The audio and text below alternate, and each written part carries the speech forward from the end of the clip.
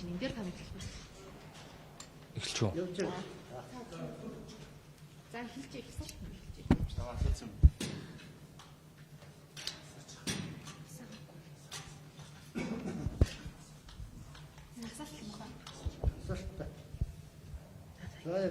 За. Юуны төрийн болон орон нутгийн өмчийн хөрөнгөөр бараа ажил үйлчилгээ худалдаа авах тухай хуулинд тухайн тендерийн үнийн дүнгийн одоо борлуулалтын орлогын 30-аас 50%-аар сүүлийн 3 жилийн дунджилж борлуулалтын орлогын шаардлага шалгуур тавих хуулийн зохицуулт өгдөг.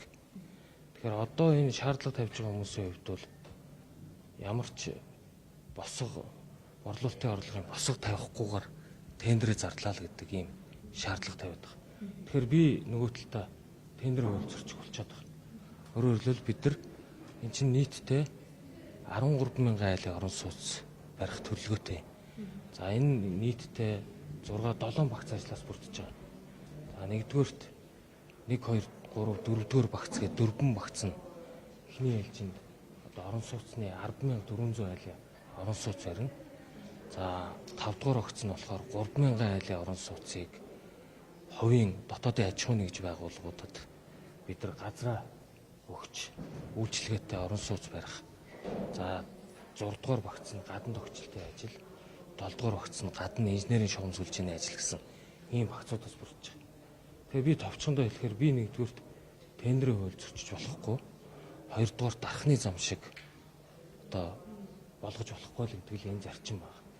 Тэгэхээр би бол энэ хүмүүсийг одоо үнэхээр намайг буруу үйл ажиллагаа хийсэн гэж үзэж байгаа бол шудраг өрсөлдөөн хэрэглэгчийн төлөө газар хандаж өрсөлдөөний зарчмыг зөрчсөн байна гэдэг гомдол гаргаад тэр гомдол нь үндэслэлтэй гэж үзээд шудраг өрсөлдөөн хэрэглэгчийн төлөө газраас надад улсын байцаагчийн шийдвэр дүгнэлт ирсэн тохиолдолд бид нар энэ тендерийн баримтчгийг өөрчлөх боломжтой.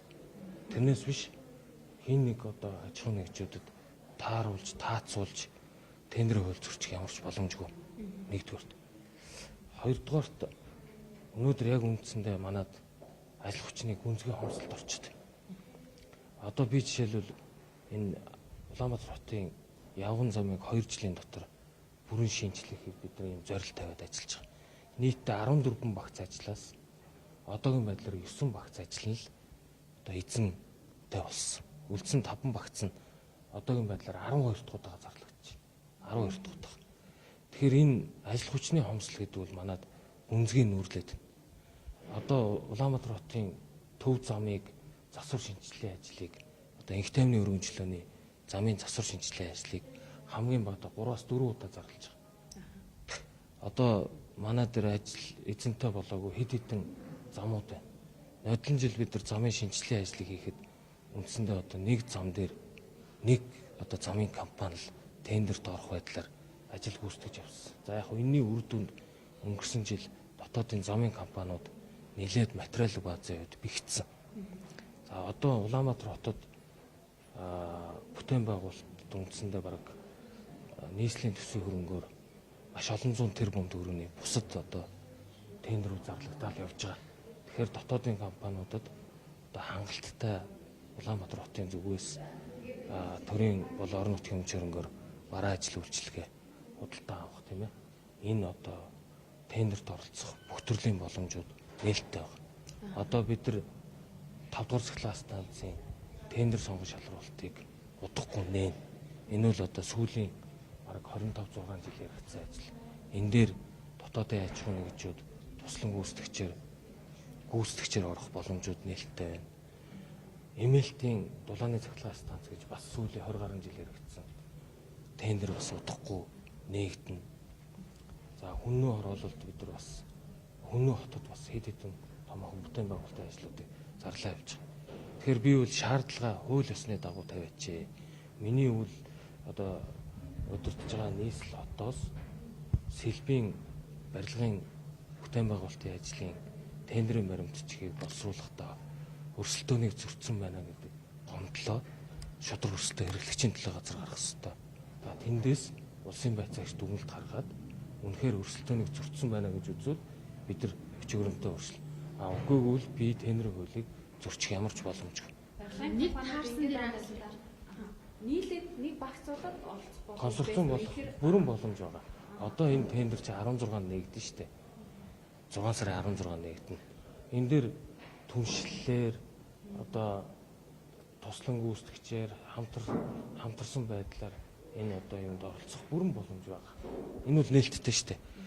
Одоо компаниуд нийлээд бид нар том үнийн дүнтэй тендерийг цүнхний компаниудад өгчвөл цаашаага дамлагдаад зарагдана.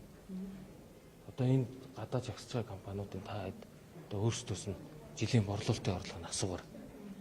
Өөрөөр хэлбэл нийлж нэгдэж орох боломжууд дотоодын аж ахуйн нэгжүүдэд одоо ч нээлттэй байна. явган үний зам засвар дээр нэг юм босч хүмүүс дахиад л шүмжлэлтэй нэг удаа засан газараа заслаач хэвгүй.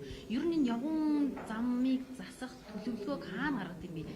Яг хаанаас батлаад ямар төлөвлөгөөний дагуу яваад энэ байршлыг засъя гэдэг зүйлийг гаргадаг.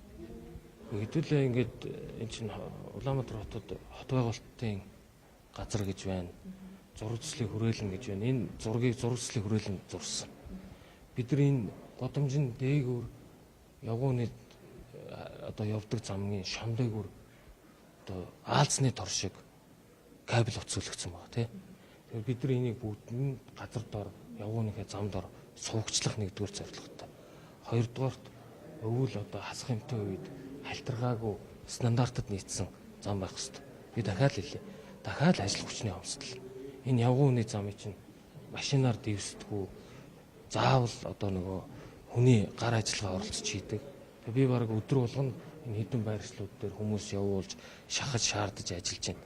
Ямар ч байсан 8 сарын 10 гэхэд бид нар их баг тойров, инх тайвны өргөмжлөө, олимпийн гудамж, наадамчтай гудамжийг шинжилж дуусгана гэсэн юм төлөвлөгөөтэй. Энэ ер нь ингэж нэг стандартад нийцүүлж хийжсэн тохиол байхгүй.